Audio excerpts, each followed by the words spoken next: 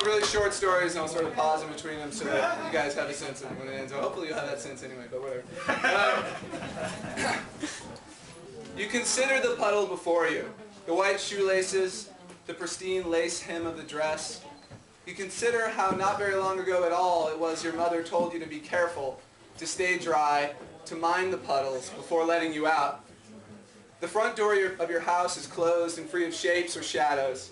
You remember how nice the words, "good girl," sound in your mother's mouth, like birds in the train station, occasional and soft and everywhere, or the way Dad talks to babies when they're quiet. Those are nice sounds. Good girls also get nice things, a treat at the very least.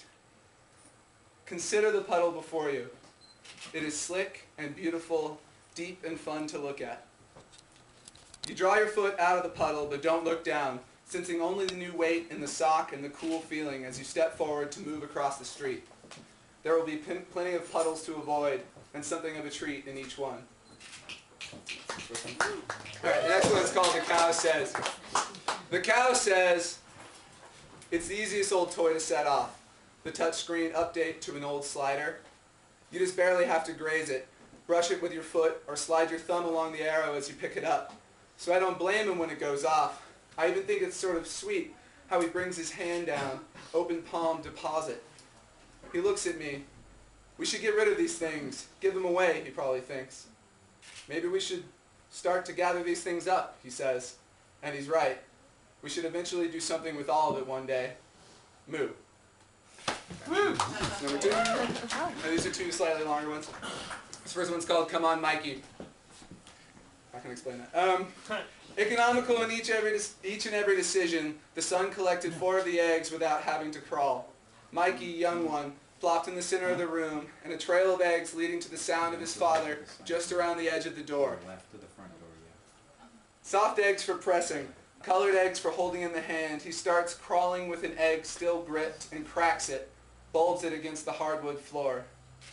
There are 2 chocolates like the shaft of an arrow, a bright pink egg as the head, then the door. His hand at the base as the knock, and he knocks the soft egg against the floor once, 2 times, and makes a baby burbling sound and falls back onto his seat in front of the unwrapped chocolate left by Dad, who may be just around the edge of the door frame. In one corner of the room are the soft things, pillows, animals, blankets folded and piled. A box of toys is in the far corner with a heavy lid. He can't reach either. He only brings the soft egg down again by his knee, once, twice, spitting flakes of shell and breaking loose the yellow chalky center. Come on, Mikey, the father says, encouraging him. The son turns to the sound of his dad behind the door frame, but doesn't see him, and presses what's left of the egg into the floor and rolls it so the freeborn slivers of yellow pollen and white cogs collect in the cracks between the boards. I'm not sure, the father says quietly. I'm not sure he understands the game. This is a fairly new game for them, this combination of Hansel and Gretel and hide and seek.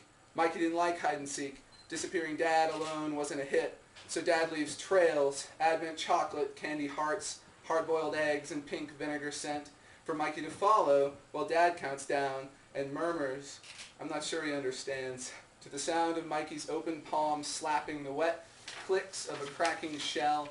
But it's coming faster. Sometimes it comes and goes. Sometimes I worry, and other times I know how proud you would be. Anticipating the moment of discovery which once or twice left Dad stunned, how proud you must be, unable to think of the words for whatever there might be to say. Yeah, one more story, and then 2 poems I'm just going to spit out. You won't even hear a word in there. The Green Light. When I heard Emanuel Stroud was reading at the 92nd Street Y one weekend, I contacted him under the auspice of my recently acquired graduate credentials, since it's probably too long, and asked if he would grant me an interview. Somewhat to my surprise, he not only agreed, but offered to hold the interview in the New York apartment he rents to his daughter. I was nervous. I wore a suit. The first contest was a gimme, he told me.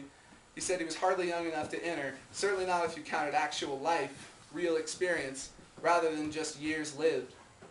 But he took the prize, no doubt, pocketed $500, and 1,000 or so undergraduates were given the best reason to try harder or the justification to call it quits. I've been a professional contest winner for almost 33 years now, he told me. He's 82 when I transcribed the conversations we had 5 years ago. He's 3 months dead when I finally put them to sentences. Age, he tells me, is not something you notice on its own. Even when I'm tired or sick, he says, I blame it on the night before. I blame the weather. I don't blame my age. It's in the eyes of someone like you, someone young, he tells me, that the story is granted perspective. It's in the weight of the pages in your left hand and not some cumulative aspect to the writing. I'll sometimes enter up to 6 contests a week, he tells me, submitting the same story under different titles. The ashtray becomes a bit more than a baker's dozen, and that could mean an extra $1,000 a month if I spread the net wide enough. I have the house in Spain, he reminds me, and this apartment. Most of our conversations took place in that loft apartment on the Upper East Side. His daughter came and went at first, and then she agreed to an interview. She has a small mole just south of her bottom lip, and the 2 eyes beneath her dark bangs are like freshly lit firecrackers. I've never published a collection, he reminds me, and I've never held an idea in my head long enough to write a novel. Here, he says. He's retrieved several folded sheets of paper from the top drawer of his desk. These, he says, are where I keep the ideas. Sketches, beginnings, a few first drafts. He gave me the sheets, and I still have them. If you write the best story, and you know it, he told me, you will win, if they have any sense. I live on this money, he reminds me. I raised my daughter this way. In a way, it's all been for her. And we've lived well. There are swollen spots of red dotting the mess of trash beneath a clean layer of toilet paper in the wastebasket of his bathroom. Keep them, he told me when he gave me the sheets. You wouldn't believe how simple the whole thing is, really. Weeks later, I'm considering these same sheets of paper, somewhat sad for how many will remain dead on the page, and I'm not sure when I have the idea exactly, but it's on my way to meet his daughter for dinner that I make up my mind to determine how she would feel about it. She smokes while we wait for the food, pleasant-smelling cigarettes. We're outside, it's too hot. I'm sweating in a long-sleeve shirt that I shouldn't have worn, but that makes me look serious and kind. She says, I don't know what one's supposed to say to that kind of thing. I kept out of that part of his life for the most part. I think he preferred it that way, that I stay out of it, because it never had anything to do with me.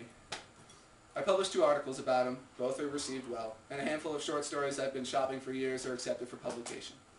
I'm drafting a 3rd article, a follow-up estate piece, which I cleared with his daughter after his death.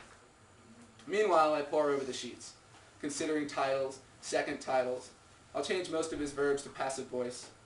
The notes are departure points, a way to join with the memory of him and his work. His daughter calls me now, sometimes late at night. I'm sure I saw him, she says. On the subway today, at lunch, he was eating tuna, and I know it was him because I double-checked twice because he hates fish. This is unquestionably false on all accounts. Her father loved a fillet. I've got the notes to prove it, and I shouldn't have to remind her that he is very, very long since gone.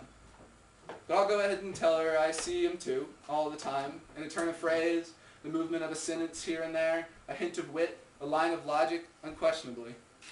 Sure, she'll maybe say. Maybe so, but that's different. Quietly, her lips will suck, pop, hiss, exhaling. But that's something only you would notice, she might say. I mean, that's psychological. You're projecting, or nostalgic, immodest even maybe. That's not him at the oyster bar in Grand Central Station ordering a swordfish steak and a side of mussels in a blue suit with thin white stripes, considering the olive first or the martini, she'll maybe think to say. What was he wearing, I ask. I don't know, she says. Who notices something like that? Given everything else? I don't know, and what difference does it make anyway? See, now that's the difference between the two of us. He would drop the surprise of the moment to note something like that, or wouldn't notice it at all, but would pretend to later as if no feeling stands alone, but is somehow cumulative or potentially resonant. Nothing is or was, but tells instead, right? Or helps you do so. And without so much as a breath, she's taken up the napkin where only moments before I'd casually written, blue, I wrote, with white stripes. Diamond grill marks on the swordfish, maybe, and the toothpick mold of a pirate's sword. And yes, of course, a thief's ghost, or vice versa even, or something along those lines. And it's already on the candle while I'm too surprised even to really watch it go.